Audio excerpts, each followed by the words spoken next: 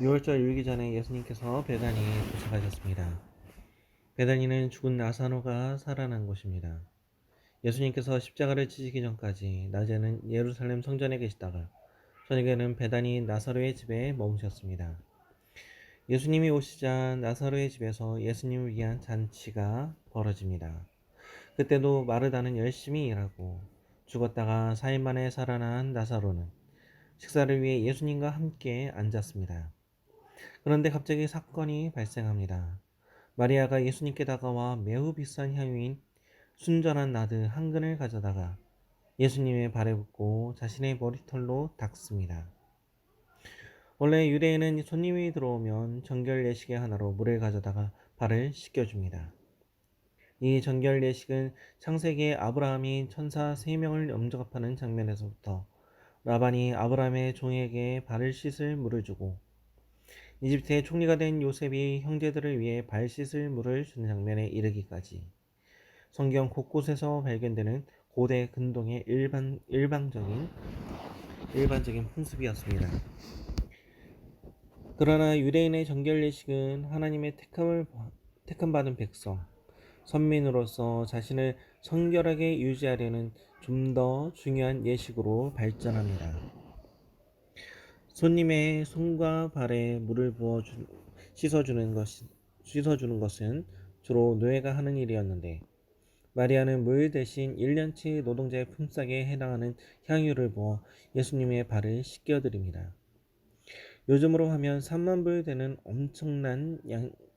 엄청난 것입니다. 그 당시에는 화폐와 은행이 지금처럼 발달하지 않은 시절이라 금과 향유와 같은 것이 재산을 모으는 수단이었습니다. 처녀에게 비싼 향유는 결혼 지참금이며 첫날 밤 신랑의 머리에 발라주는 전통이 있는 중요한 자산입니다. 베다니 마리아는 결혼 준비 품목 1호를 깨뜨려 순식간에 예수님의 발에 부었습니다. 마리아의 헌신은 실로 대단한 것입니다. 어찌 보면 너무 충동적인 것 같습니다. 자신의 결혼 지참금을 순식간에 허비한 것입니다. 이 사건에 가룟 유다만 화가 나거나 놀란 것이 아닙니다. 평행 본문인 마태복음 26장을 보면 제자들이 보고 분개하여 이르되 무슨 의도로 이것을 허비하느냐 라고 꾸짖습니다. 거기에 있던 대부분의 이성적인 사람들은 다 그런 마음을 가졌을 것입니다. 예수님을 섬기더라도 좀 더 합리적이고 효율적인 방법이 있을 텐데 그저 물로 하면 되는 발 닦는 정결 예식을 결혼지창으로 모은 3만 불짜리 향수병을 깨뜨리려 하다니 꼭 그걸 드리고 싶었으면 팔아서 예수님께 좋은 선물을 사드리든지 아니면 현금으로 드리면 예루살렘에서 편안하게 사용하실 텐데 그냥 발에 부어버렸네. 아유, 기가 막히네. 그걸 팔아서 가난한 사람들에게 나눠주지 예수님께서 기뻐하셨을 텐데 이런저런 생각이 다들 답답함과 황당함을 넘어 분노했습니다. 그런데 예수님께서 이 상황에서 말씀하십니다. 저를 가만두어 나의 장사할 날을 위하여 이를 두게 하라. 가난한 자들은 항상 너희와 함께 있거니와 나는 항상 있지 아니하리라 하시니라. 예수님께서 지금 사람들에게 뭐라고 하십니까? 마리아를 내버려둬서 내 장사를 예배하게 하라라고 말씀하십니다. 유대인이 기름을 붓는 것은 크게 세 가지 이유입니다. 귀한 손님에게, 장례식에, 왕과 선지자와 제사장의 위임식에 기름 붓는 의식이 치러집니다. 여기서 예수님은 마리아의 기름 붓는 것이 자신의 장례를 위함이니까 그냥 내버려 두라고 말씀하시는 것입니다.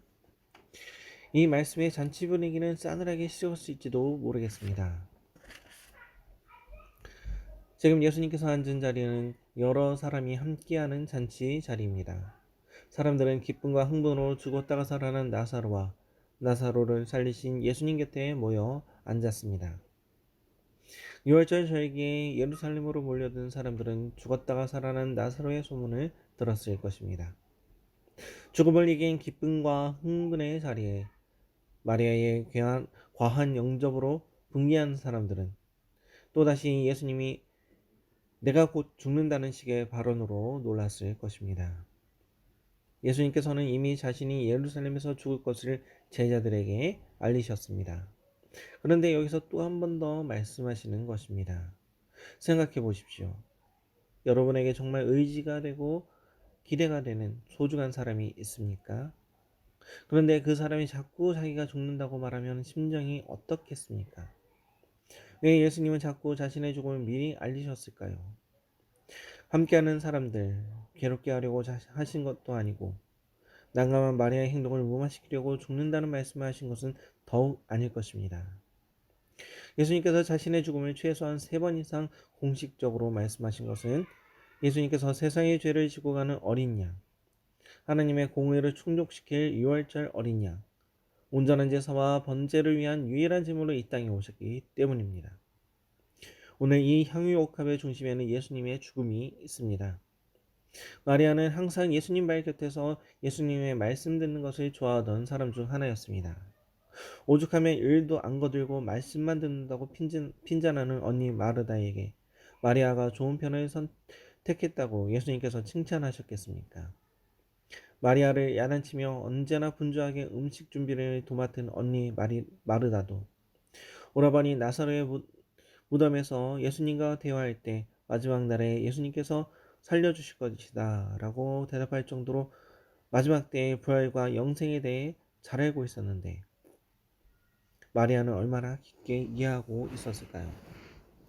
예수님께서 말씀하십니다. 저를 내버려 두어 나의 장사할 날을 예비하게 하라. 마리아는 예수님의 장사를 예비한 것입니다. 오라버니 나사로가 살아나 베푼 만찬 자리에서 예수님께서 죽으실 것을 알고 힘을 다해 향유를 부어 여자의 영인 자신의 머리털로 그 발을 씻겨드린 것입니다. 이것이 헌신입니다. 이것이 예수님께서 받으시는 헌신입니다. 예수와 함께 죽고 예수와 함께 사는 것이 바로 우리의 헌신입니다. 가난한 과부가 연보에 쿼터 2개를 넣었습니다.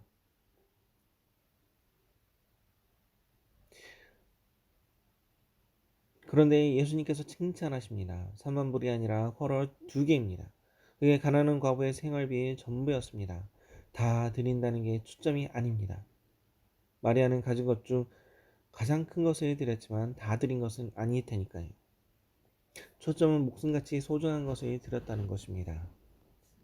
마치 이 땅의 속죄제 어린 양으로 온전한 제물로 오신 예수님께 자신의 생명과 같이 귀한 것을 드렸다는 것에 초점이 있습니다. 예수와 함께 연합한 성도의 모습은 이런 것입니다. 내가 많은 돈을 드렸고 많이 봉사해서 받으시는 것이 아닙니다. 예수의 죽음과 예수의 부활과 연합되지 않은 헌물은 흠 있는 내게서 나온 것입니다. 그저 전적으로 부패한 인간이 내 의를 내세우는 하나의 도구가 될 수 있는 것입니다.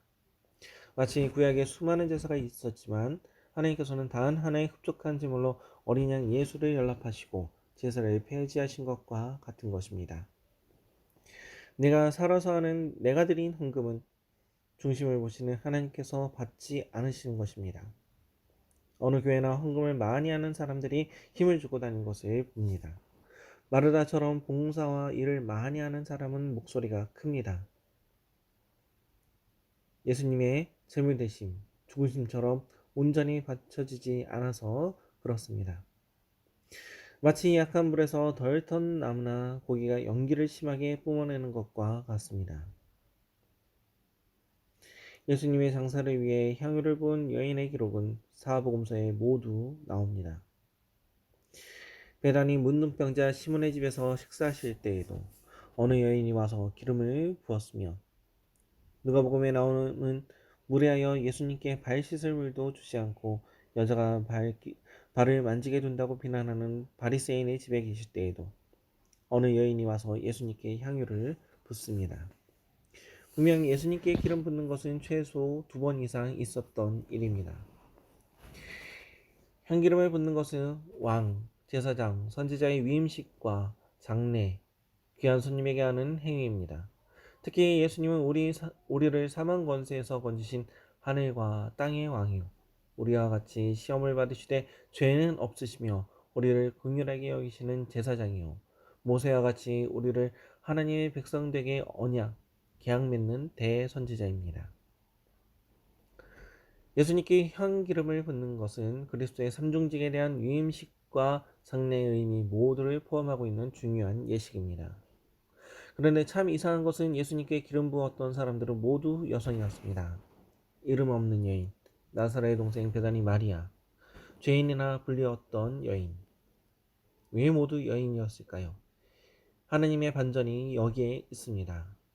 선악과를 따먹고 남편에게도 주어 인류를 완전한 파멸로 몰고 간 여자. 동등하게 지음받았으나 일평생 남편의 다스림을 받고 출산의 고통을 지고 살아야 하는 여자. 죄와 죽음과 저주가 들어오게 한 여자의 손으로 그리스도의 장례를 준비하게 하심으로 사탄의 허를 찌르시는 것입니다. 옛날 최초의 여자, 모든 산 여자의 어미라 불리던 한 여자의 연약함과 감성을 이용해 선악과를 따먹고 범죄하여 죽게 만든 사탄에게 보란듯이 하나님께서는 여자의 손을 통해 죽음으로 완성되는 그리스도의 삼중직의 위임식 기름을 받으시는 것입니다. 성경 여러 곳에서 인자가 영광을 받는다는 말과 예수님의 죽으심이 동일한 의미로 사용되는 것을 볼 수 있습니다. 예수님께서 왕, 제사장, 선지자로 이 땅에서 택한 자들을 구원하시는 것은 사망 권세를 꺾으시는 십자가의 죽으심과 부활에 기반한 것입니다. 최초의 여성은 그 손으로 죽음을 가져왔고 예수님이 택하신 여성들은 그 손으로 영광에 들어가시기 위해서 죽으실 주님의 장례를 위해 그리스도의 삼중직 위임식에 기름을 부어드렸습니다. 하나님께서는 첫 창조를 무참하게 망가뜨린 사탄의 머리를 밟으시고 두 번째 아담인 예수 그리스도의 순종을 통해 더 나은 새 창조를 하셨습니다. 여자는 더 이상 죄와 저주의 도구가 아닙니다. 예수의 피로 언약 맺은 하나님의 백성인 여성은 예수님의 부활의 첫 증인이 됩니다. 다시 죽었던 나사로가 살아나 잔치를 벌이는 마리아와 마르다의 집으로 돌아가겠습니다. 커다란 식탁이 놓여있고 예수님께서 나사로와 함께 앉으셨습니다. 본문의 바로 다음 문단에 큰 무리가 죽었다가 살아난 나사로를 보려고 모여들었고 나사로 때문에 믿는 사람들이 많아 대제사장들이 예수님과 함께 나사로까지 죽이려 했다는 말이 나옵니다. 이 모든 상황을 미루어 봤을 때 나사로의 집 주변에는 나사로와 예수님을 보려고 모여든 많은 사람과 함께 사탄의 해와 같은 대제사장들과 바리새인들도 있었을 것입니다. 그들은 예수님을 죽이려고 했기 때문에 제자들은 예수님께서 베다니로 가시는 것을 말렸습니다. 시편 23편 5절 말씀이 성취되는 순간입니다. 내가 사망의 음침한 골짜기로 다닐지라도 해를 두려워하지 않을 것은 주께서 나와 함께 하심이라. 주의 지팡이와 막대기가 나를 안위하시나이다. 주께서 내 원수의 목전에서 내게 상을 베푸시고 기름으로 내 머리에 바르셨으니 내 잔이 넘치나이다. 지금 예수님은 자신을 죽이려는 자들이 보는 목전에서 자신의 죽음으로 완성되는 영광에 들어가시기 위해 신선한 기름이 부어지는 이 놀라운 광경을 육신의 조상 다윗에게 계시하신 것입니다. 이 시편 23편은 17년 동안 미추강이 사울왕에게 쫓겨다니며 사망의 음침한 골짜기를 다니던 다윗의 시이기도 하며 메시아 그리스도의 시이기도 한 것입니다. 마리아는 머리를 풀고 향기름으로 예수님의 발을 닦고 있습니다. 머리를 푼다는 것은 자신의 죄인됨을 인정하는 행위입니다. 어떤 사람의 발 앞에 앉는다는 것은 그 사람에 대한 절대 복종을 상징합니다. 마치 예수님께서 하늘 영광을 다 버리고 이 땅에 오셔서 죄인의 대표가 되어 세례를 받으시고 가난하고 누추한 삶을 사시다가 마지막 하나 남은 목숨마저 십자가에서 스스로 버려 죽기까지 순종하신 것과 같은 헌신입니다. 예수님의 죽음과 연합한 자들의 헌신을 하나님께서 흠없다 받으십니다. 세리 마태도 제끼고 회개를 맡은 똑똑한 가룟유다와 같이 주판을 튕기며 육신의 눈으로 보는 사람에게 예수님은 살 가치가 없는 은 30냥짜리 인생이며 마리아는 제정신일 리 없는 충동 조절 장애자일 뿐입니다. 성도의 헌신은 내가 가진 것으로 하나님께 쓰시라고 하나님께 드리는 것이 아닙니다. 성도의 헌신은 예수님의 죽음과 부활에 동참하는 것입니다. 성도의 헌신은 예수님과 연합하는 것입니다. 그래야 하나님께서 흠없는 제물로 받으십니다. 그래야 헌금을 정성껏 하고 뼈빠지게 봉사를 많이 해도 목소리가 커지고 자기 의가 쌓여 교회 쓸데없는 주인의식을 가지지 않습니다. 성도의 헌신은 내가 주님께 도움될 만한 무엇을 보태드리고 재능을 기부하는 것이 아닙니다. 하나님께 생명까지도 바치신 예수님과 연합하여 받은 것을 모두 주님을 기쁘시게 하기 위해 허비하는 것입니다. 성도가 예수와 연합한 참다운 헌신을 하면 헌신에 기쁨이 있습니다. 헌신에 감사가 있습니다. 헌신에 평안이 있습니다. 헌신에 풍요로움이 있습니다. 가난한 자들은 항상 우리와 함께 있습니다. 중요한 것은 가난한 자들에 대한 구제가 아닙니다.